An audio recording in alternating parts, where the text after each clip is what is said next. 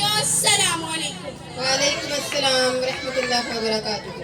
آج مجھے جس موضوع پر لب کشائی کرنے کا موقع ملا ہے وہ ہے فلسطین کی تاریخ۔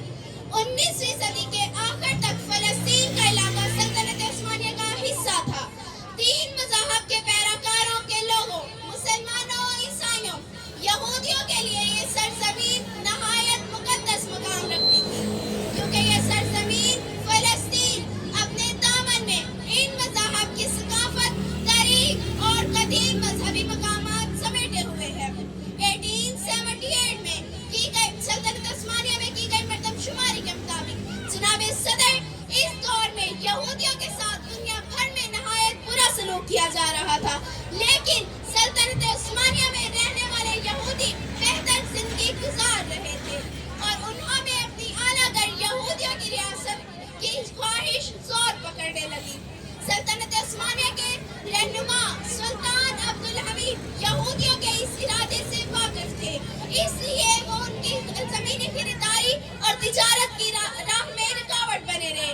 غلامی میں ناکام آتی ہے شمشیریں نہ تدبیریں، غلامی میں ناکام آتی ہے شمشیریں نہ تدبیریں، جوہوزوں کے یقین پیدا تو کٹ جاتی ہے زنجیریں۔ جناب صدر سلطنت عثمانیہ کو شکست دینے کے لیے برطانیہ کو مقامی عرب لیڈر کی حمایت کی ضرورت تھی، یعنی اگر وہ بغاوت کرے تو سلطنت عثمانیہ کو توڑا جا سکتا تھا۔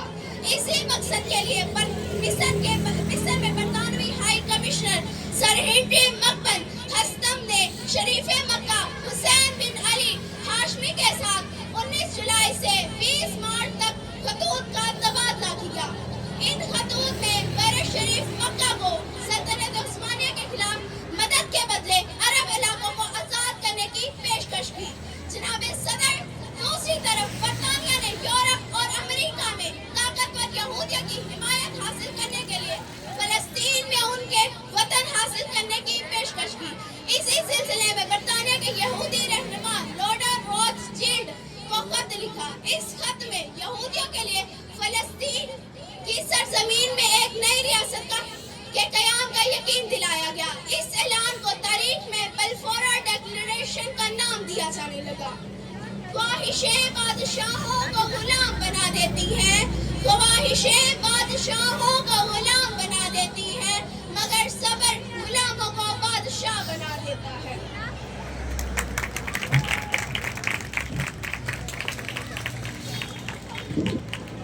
جناب صدر اب کیا تھا؟ اب فلسطین، عراق، لبنان، اردن اور شام مسلمانوں سے چھین لی گئی اور امت مسلمہ پر یہودی قابض ہو گئے۔ ان حالات میں یہودیوں کی تاریخ میں بھی تیزی آ گئی۔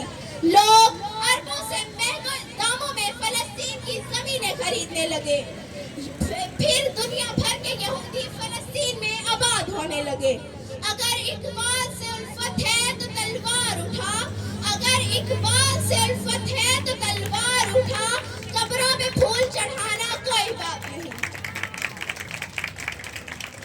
جناب صدر اب ہم موجودہ حالات فلسطین کے دیکھیں تو تباہ کن حالات ہیں۔ مسلمان بچے، عورتیں اپنے گھروں، اپنی زندگیوں کو کھو چکے ہیں، اپنے بڑے آبا و اجداد کی غلطی پر پیمشان ہیں۔ ان کے اپنوں نے یہودیوں کو صلہ رحمی کر کے پناہ دی۔ مسلمانوں کا مشوبہ یہ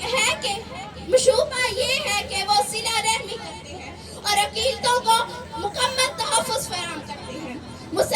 فلسطین کے مسلمان چیخ چیخ کر امت مسلمہ کو پکار رہے ہیں، اے پاکستان ہماری مدد کے لیے آؤ، اے مصر، اے لبنان، اے ترکی، اے ایران۔